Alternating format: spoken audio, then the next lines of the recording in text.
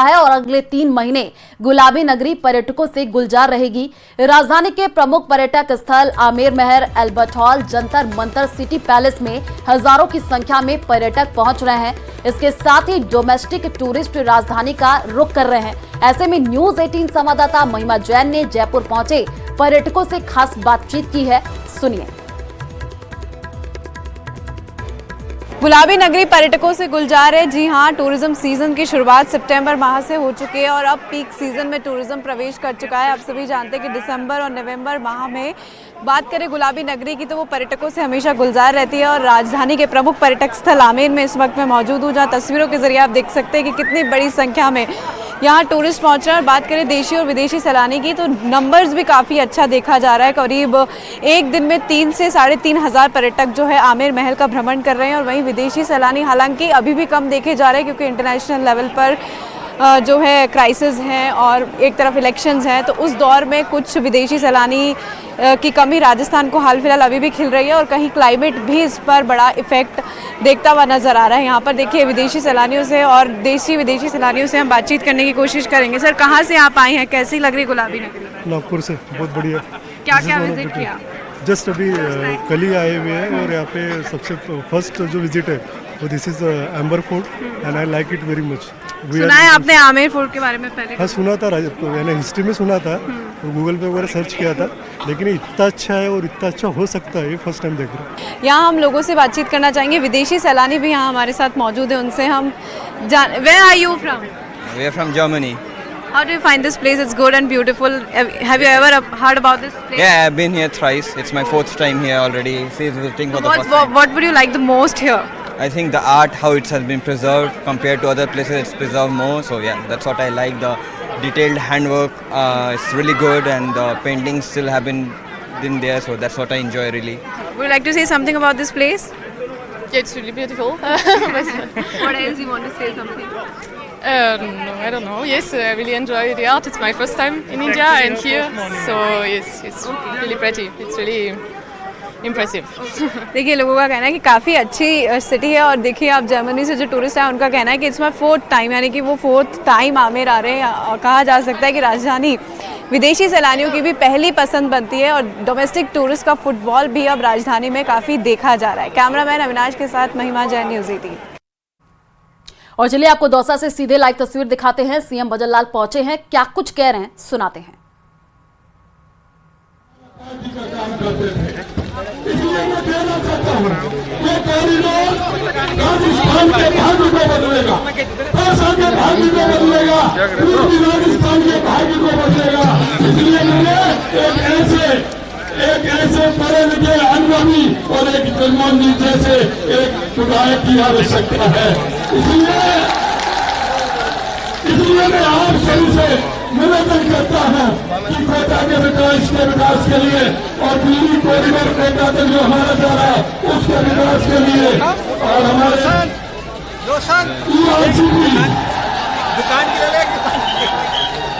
ERCP में मैं बात करूँ, अरे मैं आपकी दुख दर्द को सबको समझता हूँ, क्योंकि मैं भी उसी दुख से निकला हूँ कि किसान के लिए पानी की कितनी बड़ी समस्या होती है। इसलिए मैं कहना चाहता हूँ कि दौसा का पूर्वी राजस्थान का भाग्य बदलने के लिए आपको जगमोहन जी मीणा को भारी बहुमत से जिताना है, भारी बहुमत से जिताना है। मैं आपसे इसलिए कहना चाहता हूँ कि ये कई लोग समझते हैं कि ये तो इसलिए कि डॉक्टर किरोड़ीलाल जी के भाई हैं, कई लोग कुछ समझते हैं।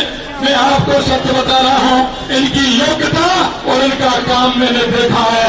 इसलिए जगमोहन मीणा जी को ज्यादा से ज्यादा वोटों से जिता करके आपको भेजना है और हमने हमारा इस कॉरिडोर में भी काम करना है। और डॉक्टर साहब कह रहे हमारे ERCP को आपको मैं बताऊं अगले महीने शिलान्यास होने वाला है। मेरे दोस्तों, मैं इतना कहना चाहता हूँ जो हमारी सरकार हमारे संकल्प पत्र में लेकर के आई थी, चाहे वो युवा हो चाहे महिला हो, किसान हो, मजदूर हो, उसके क्षेत्र में काम करेगी, ये मैं विश्वास दिलाता हूं। और मेरे युवा भाइयों से कहना चाहता हूं, किसी तरह की चिंता करने की जरूरत नहीं है। मैं युवाओं से कहना चाहता हूं, किसी तरह की चिंता करने की जरूरत नहीं है। आपकी भाव और भावना को मैं समझता हूं, इसलिए युवा भाइयों, जो हमने कहा है तो करके दिखाएंगे, ये मैं कहना चाहता हूं। तो मैं माला दीजिए, तो मैं ये माला पहना दूं, ये जगमोहन जी को माला पहना दूं। इधर से हाथ उठाइए, ऊपर से हाथ उठाइए सभी। बोलिए भारत माता की, भारत माता की, भारत माता की।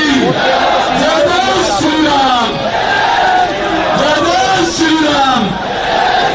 आपके विकास के लिए और आपके लिए जगमोहन जी है। मैं पुनः कहूंगा कि जगमोहन जी को भारी बहुमत से जिताएं, इतना मेरा आप सभी से आग्रह। बहुत बहुत धन्यवाद। जय हिंद, जय भारत, जय राजस्थान।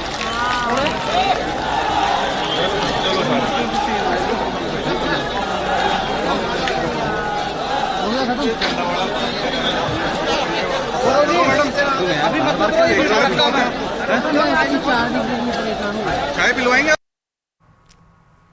तो जगमोहन मीणा के समर्थन में ये मेगा रोड शो, तस्वीरें भी आपको दौसा से सीधे लाइव दिखा रहा है। और अभी आपने सीएम भजन लाल को भी सुना। सीएम भजन लाल ने लोगों से अपील की है कि जगमोहन मीणा को जिताना है, भारी से भारी मतों से जिताना है। तस्वीरें भी आपको टीवी स्क्रीन पर दिखा रहे हैं। बड़ी संख्या में कार्यकर्ता आपको नजर आ रहे हैं। गजब का उत्साह देखने को मिल रहा है।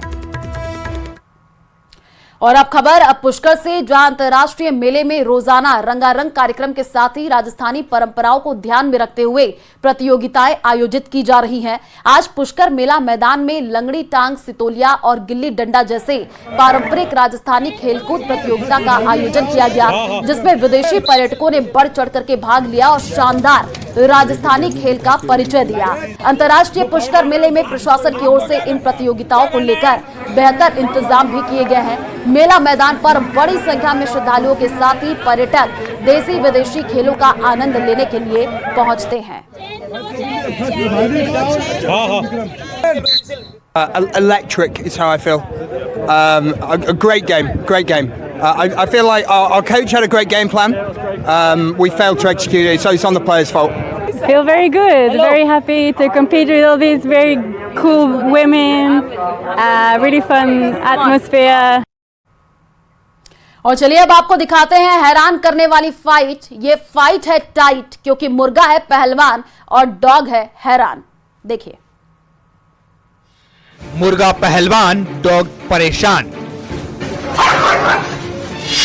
मुर्गे का टेरर, डॉगी का सरेंडर। ऐसी फाइट देखी नहीं होगी। आ देखें जरा किसमें कितना है दम।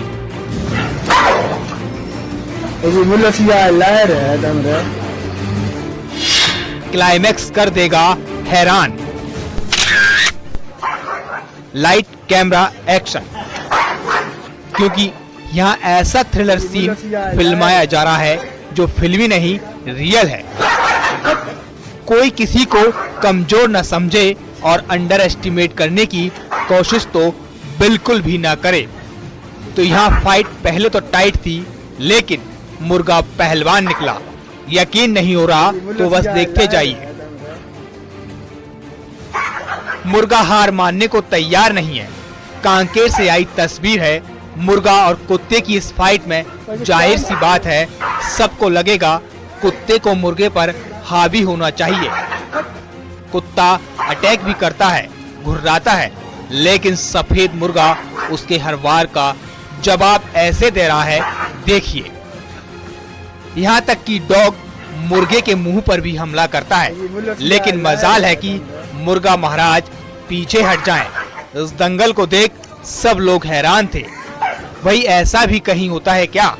मुर्गे की जान पर बन सकती थी, लेकिन मुर्गा तो तैस में था कि भाई मेरे सिर पर ये जो कल्कि है वो इस गली का बादशाह मैं ही हूँ।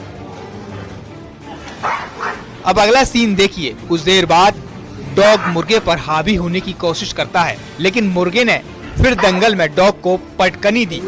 ऐसे डॉग आगे आगे और मुर्गा पीछे पीछे।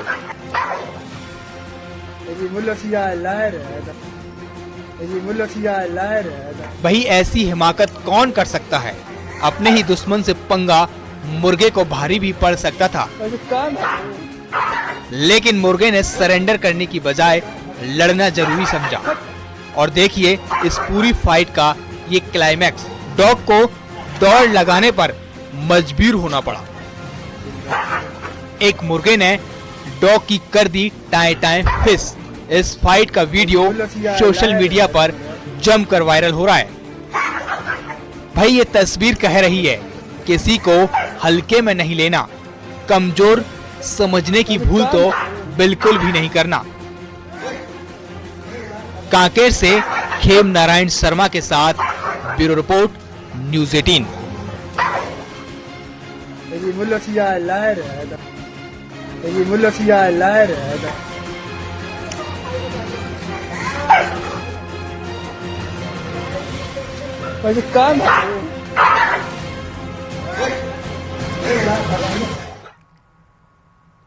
और भारत की धरती से शिव भक्तों का सपना पूरा हुआ है। उत्तराखंड के पिथौरागढ़ से कैलाश दर्शन सुगम हुए हैं। न्यूज़ 18 की टीम ओल्ड लिपुलेख की यात्रा पर निकली। 18,500 फीट की ऊंचाई पर मौजूद ओल्ड लिपुलेख भारत चीन की एलएसी पर मौजूद है और इस इलाके से तिब्बत में मौजूद कैलाश पर्वत के साक्षात दर्शन होते हैं। न्यूज़ 18 देश का पहला चैनल है जो ओल्ड लिपुलेख तक पहुंचा है। देखिए रिपोर्ट।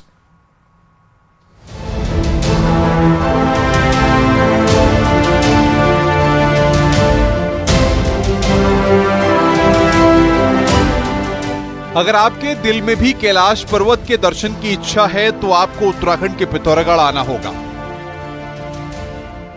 कैलाश मानसरोवर की यात्रा करने में श्रद्धालुओं को पहले 21 से 24 दिन लगते थे, लेकिन अब ओल्ड लिपुलेख से कैलाश दर्शन के लिए 2 किलोमीटर की ट्रैकिंग करनी पड़ती है। ओल्ड लिपुलेख से कैलाश दर्शन के बाद श्रद्धालु से शंकर भगवान का आशीर्वाद मांगते हैं। कैलाश मानसरोवर जाने के लिए 2 रास्ते हैं। पहला रास्ता लिपुलेख दर्रे से होता है, इससे यात्रा में 24 दिन लगते हैं, करीब 2 लाख का खर्च आता है। दूसरा रास्ता नाथुला दर्रे से होकर जाता है, इससे 21 दिन में यात्रा पूरी होती है। इसके लिए करीब 2.5 लाख रुपए खर्च करने होते हैं। यात्रा का रजिस्ट्रेशन कराना भी आसान नहीं होता। आवेदक का चयन एक कंप्यूटर प्रक्रिया से होता है। ईमेल या एसएमएस उन्हें भेज दिया जाता है। इसके बाद कुछ जरूरी फीस आवेदक को जमा कर अपनी यात्रा कंफर्म करनी होती है। श्रद्धालु को मेडिकल फिट होना चाहिए। उनकी मेडिकल जांच होती है। आईटीबीपी बेस अस्पताल तय करता है कि कौन यात्री कैलाश मानसरोवर की यात्रा करने के लिए पूरी तरह फिट है। ऊंचाई पर आईटीबीपी गुंजी और शेरथांग में एक और मेडिकल परीक्षण करता है। यहाँ भी यात्री को पूरी तरह फिट होना चाहिए। यदि किसी तरह की गड़बड़ होती है तो यात्री को आगे की यात्रा करने की अनुमति नहीं होती है। लेकिन अब जल्दी ही यात्री गुंजी सड़क मार्ग से जा सकेंगे। सड़क परिवहन मंत्रालय धारचूला से गुंजी तक नेशनल हाईवे को 2 लेन का करने जा रहा है, जिसका काम शुरू कर दिया गया है। कैलाश पर्वत दर्शन के लिए सड़क परिवहन मंत्रालय 348 करोड़ की लागत से 58 किलोमीटर का नेशनल हाईवे का निर्माण करवा रहा है। गुंजी से श्रद्धालुओं को ट्रैकिंग कर ओल्ड लिपुलेख पहुंचना होता है। नेशनल हाईवे बनने के बाद श्रद्धालु सीधे धारचूला से गुंजी तक जा सकेंगे। इससे आने वाले समय में यह सफर और आसान हो जाएगा, लेकिन अभी इसके लिए कुछ इंतजार करना होगा। इसके अलावा चीन बॉर्डर की कनेक्टिविटी में आसानी हो जाएगी। हाईवे बनने के बाद विकास निश्चित तौर पर दिखेगा, जिससे रोजगार भी मिलेंगे। गुंजी जैसे दुर्गम इलाकों में रहने वाले लोगों का जीवन बेहद ही कठिन है, क्योंकि सितंबर-अक्टूबर के बाद पर्वतीय इलाकों में ठंड बढ़ने लगती है, जिससे अक्टूबर में पर्वतीय इलाकों में रहने वाले लोग नीचे की तरफ रुख करते हैं, क्योंकि ठंड के बीच रहना आसान नहीं होता है। इसके बाद अप्रैल में ही दोबारा ऊंचाई पर रहने जाते हैं। कुमाऊं मंडल विकास निगम कैलाश यात्रा शुरू कराता है। इसकी यात्रा 4 दिन की होती है। श्रद्धालुओं को हेलीकॉप्टर के जरिए पिथौरागढ़ से गुंजी तक ले जाया जाता है। और उसके बाद श्रद्धालु ट्रैकिंग करके ओल्ड लिपुलेख तक का सफर तय करते हैं, जो बेहद ही कठिन होता है। लेकिन महादेव का स्मरण करके श्रद्धालु ओल्ड लिपुलेख के इस व्यू पॉइंट पर पहुंचते हैं और कैलाश पर्वत के दर्शन करते हैं। शिव भक्तों के लिए किसी चमत्कार से कम नहीं है, क्योंकि भारतीय सीमा से ही कैलाश दर्शन में आसानी हो गई है। भारतीय टेलीविजन के इतिहास में न्यूज़ 18 पहला चैनल बना है जो ओल्ड लिपुलेख पर पहुंचा है। ओल्ड लिपुलेख पर हम लोग पहुंचे हैं, जहां से पवित्र कैलाश के साक्षात दर्शन हो रहे हैं। इस हाइट पर पहुंचना काफ़ी चुनौतीपूर्ण है, कठिन है, लेकिन ये सफ़र एक तरीके से काफ़ी कुछ सिखाने वाला है कि हायर हिमालयात में किस तरीके से जाया जाता है, किस तरीके से रहा जाता है और नेचर से कैसे खुद को एडजस्ट करना है, वो ये सफ़र आदमी को सिखाता है। हमारे साथ कई अन्य लोग भी यहाँ पर आए हैं जिनके लिए भी ये यात्रा काफ़ी कठिन थी, लेकिन यहाँ पर पहुँचकर वो काफ़ी सुकून महसूस कर रहे हैं। Vijayavardhan Upreti, news 18, old Lipulekh, Pithoragarh. और चलिए फिलहाल इस बुलेटिन में इतना ही। बाकी खबरों के लिए आप देखते रहिए न्यूज़ 18 राजस्थान।